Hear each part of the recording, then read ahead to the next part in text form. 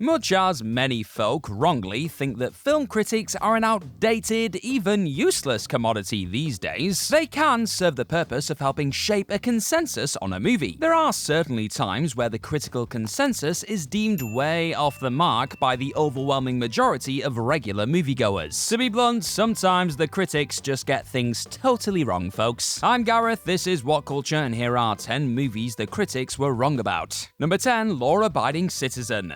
If you like your revenge movies hard-edged and mean-spirited, Law-Abiding Citizen is a thoroughly entertaining ride. For the most part, Gerard Butler gives one of his finest scenery-chewing performances as a man trying to quite literally set the criminal justice system ablaze, following the murders of his wife and daughter. Though fundamentally ridiculous and about as subtle as a brick to the face, this is a deliriously chaotic, unapologetically lurid B-movie that feels like Death Wish by way of Saw. But oh boy, did critics hate it. Law-Abiding Citizen sits at a brutal 26% on Rotten Tomatoes, with many reviewers criticizing its unpleasant tone and convoluted narrative. One can't help but imagine today's era of film critics, who have shown themselves to be decidedly more open to some over-the-top camp, would look upon the film far more favorably, even if its wildly complained about ending undeniably brings the party to a lackluster conclusion. Still, there's good reason that fans of junky R-rated thrillers are still banging the drum for this one 15 years later. It's awesome, that's why. And while we're talking about action thrillers, I want to know right now, what is an action thriller that you would recommend to a friend? You let me know in the comment section right down below.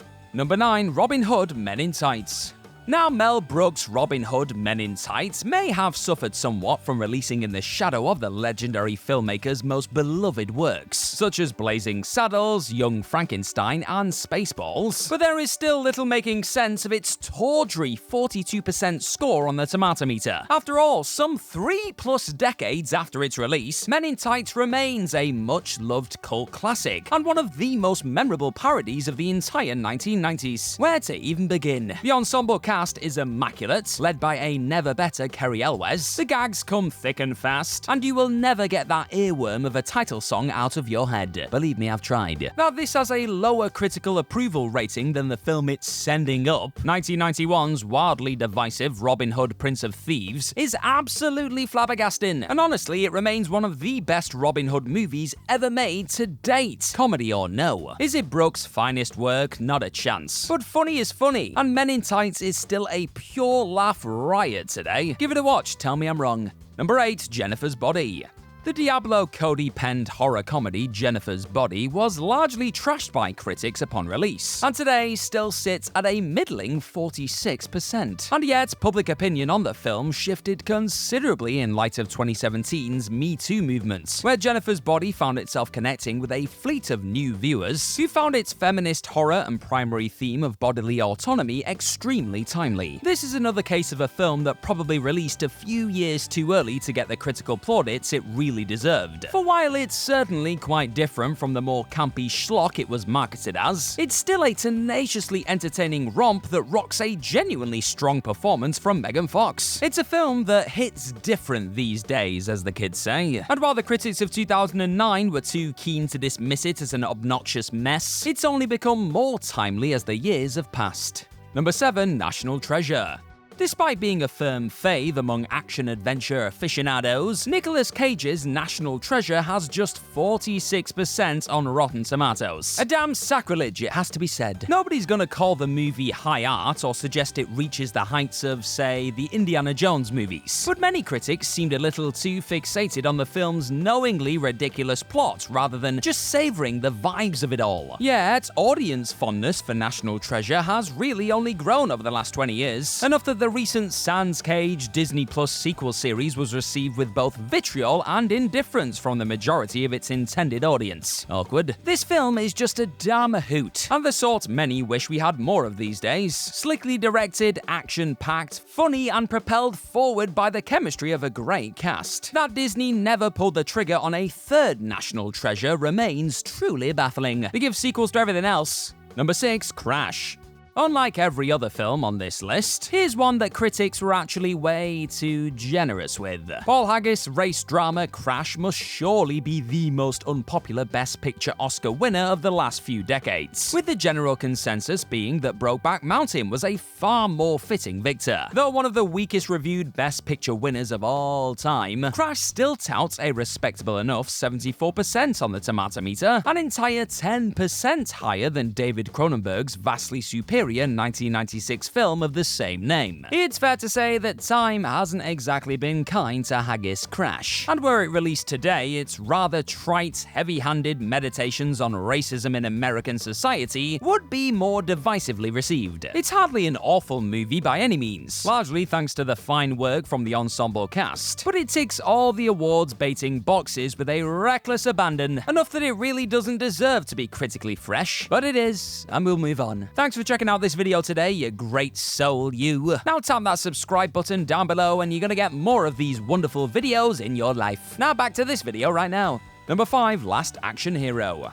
If any film on this list right here were truly ahead of its time, it is surely Last Action Hero. The gloriously meta-action comedy in which Arnold Schwarzenegger portrays not only the protagonist of an action movie franchise within the film, but also a version of himself. Even ignoring that the movie had to fend off months of negative pre-release PR, and suffered through the misfortune of releasing a week after Jurassic Park, the greatest movie of all time, it truly feels like the audiences of 1993 just weren't ready for this one. That'd certainly explain the rancid 42% tomato meter score, despite the fact that Last Action Hero is one of the most ambitious and ludicrously entertaining action comedies of its entire decade. Arnie gives a wonderfully self-deprecating performance, Charles Dance is a killer villain, and it's absolutely jam-packed with both smart gags and cartoonish action. I mean, where else can one see a man get impaled in the head with an ice cream cone? If Last Action Hero was a confounding experience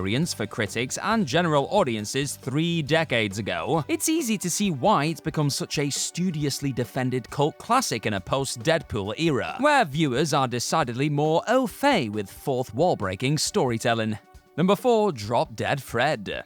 And now for by far the most critically panned film on this list. We have Drop Dead Fred, the wild 1991 black comedy in which the late great Rick Mayall portrays the ribald imaginary friend of Phoebe Cates' protagonist. For anyone who saw and loved the movie as a young'un, it was surely a huge shock to see Drop Dead Fred's devastating 11% tomato meter score. Indeed, critics of the time hated it, with Gene Siskel even calling it easily one of the worst films I've ever seen. Yikes. Reviewers didn't connect with Mayall's madcap comedy routine, nor the film's aggressive slapstick and surreal boundary-pushing approach to exploring mental health issues on film. It has, however, remained fondly embraced by general audiences, and in recent years, especially following Mayall's untimely passing, there's been a spirited effort by some critics to reclaim it as ahead of its time. In an era where mental health is discussed far more openly, it's perhaps little surprise that Drop Dead Fred is viewed with considerably less disdain today. You'll love to see it.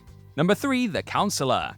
The Counselor probably isn't anyone's favourite Ridley Scott movie, but it is one of the most distinctive thrillers of the entire 2010s, in large part due to a fantastically acid-tongue script written by legendary author Cormac McCarthy. Despite this, and a stupendous cast including, wait for it, Michael Fassbender, Penelope Cruz, Cameron Diaz, Javier Bardem and Brad Pitt, The Counselor tanked with critics, scoring just 34% approval. Many took issue with McCarthy's verbose, arguably at times impenetrable dialogue. Yet for fans of his novels or those who simply appreciate sinewy philosophical chatter, this is a rarest of star-studded treats. It's also sublimely violent at times, and touts an appreciably nasty streak, yet also offers up enough dark humor and sheer weirdness, especially a certain scene involving Cameron Diaz and a car, to be far from pure misery porn, folks. Hell, even Guillermo del Toro of all people loves it. It's categorically a not-for-everyone kind of film, but there's far more nourishment here than the reviews suggest.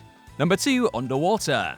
Sci-fi horror film Underwater came and went in a blink at the start of 2020, sloughing into cinemas shortly before the pandemic shut them down, where it did little business and received a sniffy 48% approval from reviewers. Yet in the near 5 years since, Underwater has enjoyed a swift turnaround in public opinion, with many general viewers seeing the film on streaming and praising it for its mood, atmosphere, visuals, and performances. Some have even gone far enough to call Underwater both a spiritual successor and love letter to the Alien franchise, given its many tonal and aesthetic similarities. It certainly pairs nicely with the recently released Alien Romulus, that's for sure. While hardly the most original sci-fi horror out there, Underwater's claustrophobic filmmaking makes it an uncommonly anxious probe into the ocean depths, and one that's surely going to endure with horror fans in the decades to come. Critical opinion on this one has aged like milk, basically. Dive into it the next time you get a chance and you will not regret it.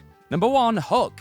Hook may be far from the best Steven Spielberg movie of all time, but it's nevertheless held in a fond regard by many Robin Williams fans, and simply those who appreciate its unconventional remix of the Peter Pan story, years before Hollywood repeatedly adapted it to death. But did you know that Hook has a mere 29% approval rating with reviewers? Critics found this to mostly be a bust for Spielberg, an exercise in the filmmaker falling asleep at the wheel and giving in to his most syrupy indulgences. Audiences then and now don't generally agree though. Now it's undeniably messy, but there's a charm radiating off every frame of this thing, from Williams and Dustin Hoffman's performances to the sublime cinematography, costumes, and production design. In the hands of another filmmaker and lead actor, Hook might not be regarded quite so fondly today by audiences, but it stood the test of time surprisingly well, and now you're gonna want to watch it again, which you should definitely do.